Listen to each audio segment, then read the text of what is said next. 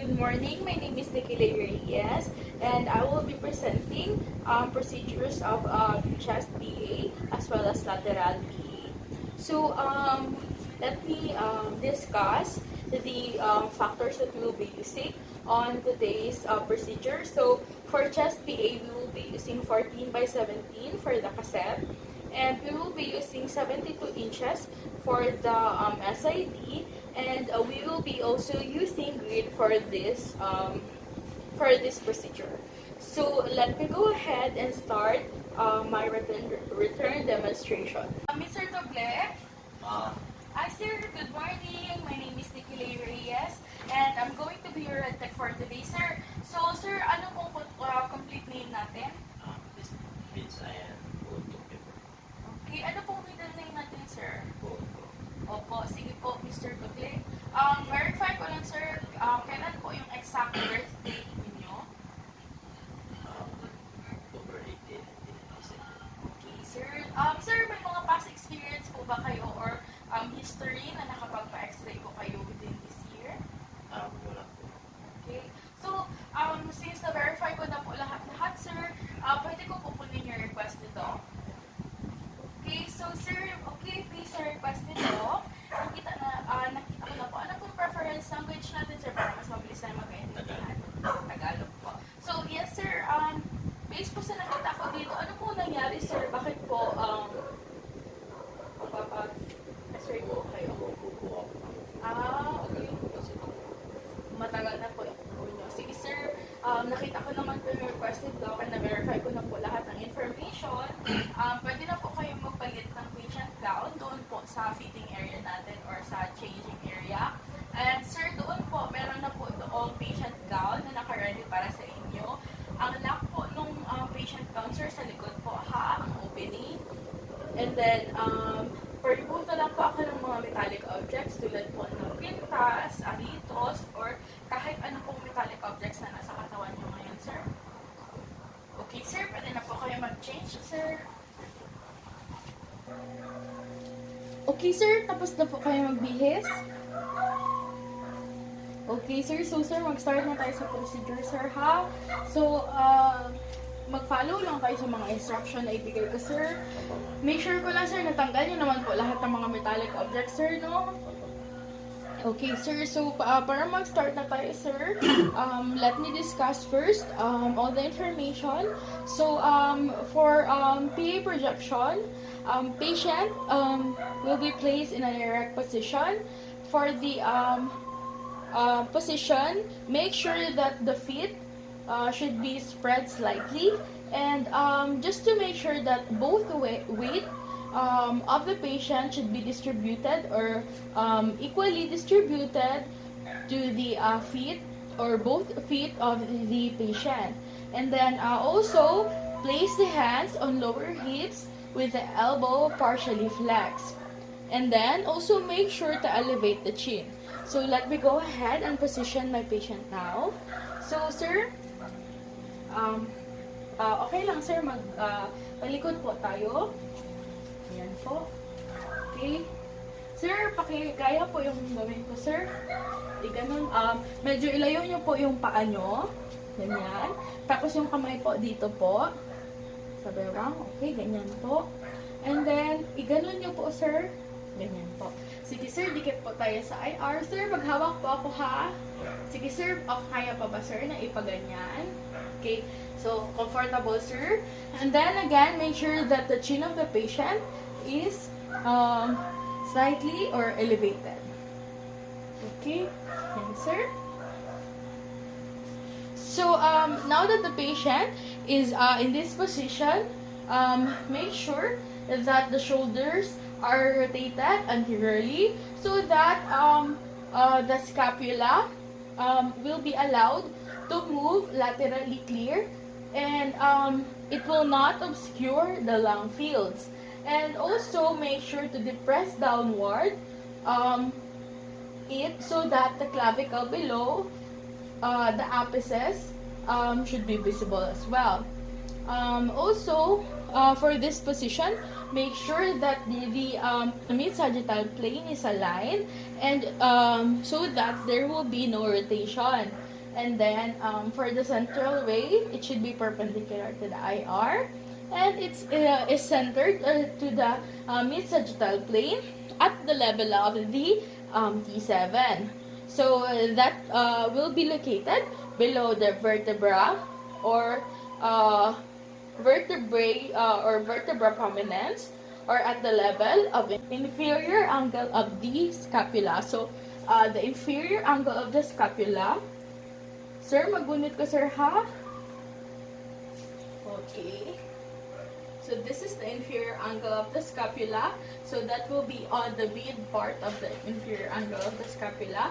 So this is where the T7 should be located on this part.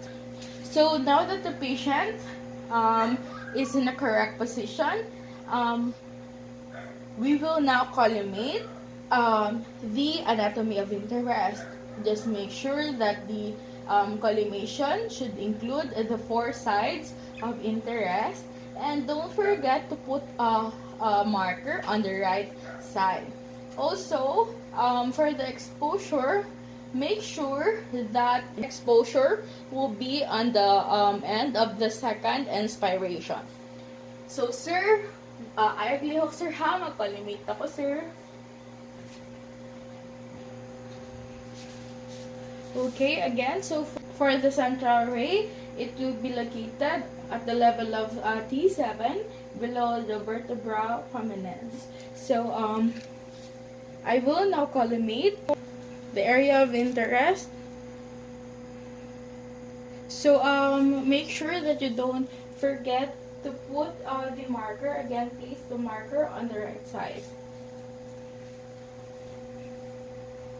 So, sir, magpunta akong marker, ha?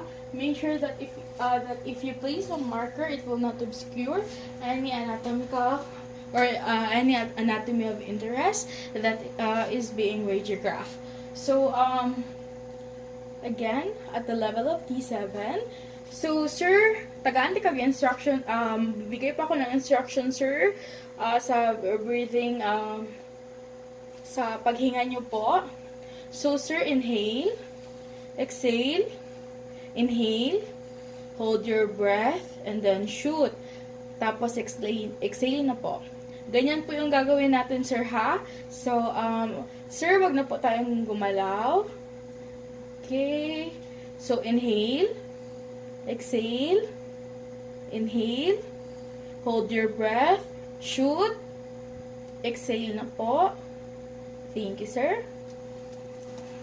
Okay, so now that the PA projection is done, we will now proceed with the lateral projection for the chest X-ray. So for the lateral, we will be using the same IR size, which is 14 by 17.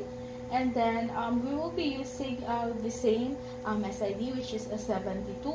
So for lateral projection, make sure to turn the patient in a lateral position with the left side against the IR. So if possible, make sure that it will be on the left side. Why? Because so that the heart will be closer to the IR, and also it will compensate the magnification due to the OID. So again, place the patient in a true lateral position. By achieving the true lateral position, we should raise the patient's chin and place the arms above the head of the patient. So for this position, the central ray will be perpendicular and will be directed to the mid-thorax at the level of T7 below the jugular notch. So for the collimation, we should make sure that we collimate the 4 sides of interest, and we always place the marker in the left side. So, sir, position kita, sir, ha? Gayahin niyo po yung gagawin ko, sir. So, again, the left side will be on the IR. Okay? So, sige po, ganyan po tayo. Hands up po. Ganito po, sir. Lagyan niyo po sa ulo niyo. Ganun po. Okay. So, dikit po tayo sa IR. Sige pa po. Taas pa po ang kamay. Tapos, chin up. Okay. So, right now, the patient is in true lateral position already. So, we should not forget to place the marker. Also, we should not forget to give the patient shielding to protect the patient. So, sir, magunit ka, sir, ha? Magbutang mo shielding.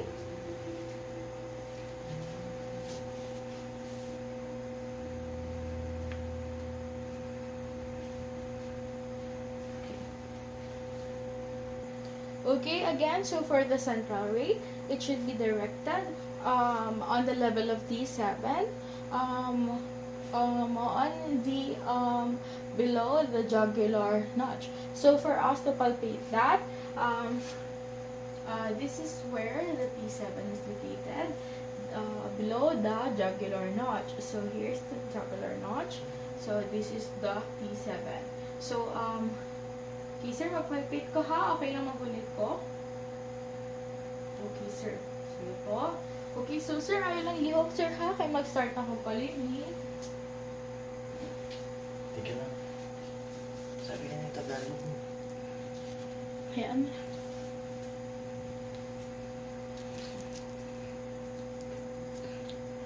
Okay, so sir, wag po tayong gagalaw. Sir, bigyan ko po kayo ng instruction ha. Sir, kapag hihinga po tayo, hingang malalim. Exhale. Hingang malalim. Hold your breath. Shoot, and then exhale na po. Ganun po yung gagawin natin, sir ha. Sige po. Shoot na po ako. Inhale. Exhale. Inhale. Hold your breath. Exhale. Okay, thank you. Okay na po, sir. Thank you po. Okay, sir. Pwede na ka mag-ilis, sir. Tapos na po ako ng-base, ma'am. Okay, so sir, tapos na po tayo sa procedures natin today. Thank you po sa pag-cooperate.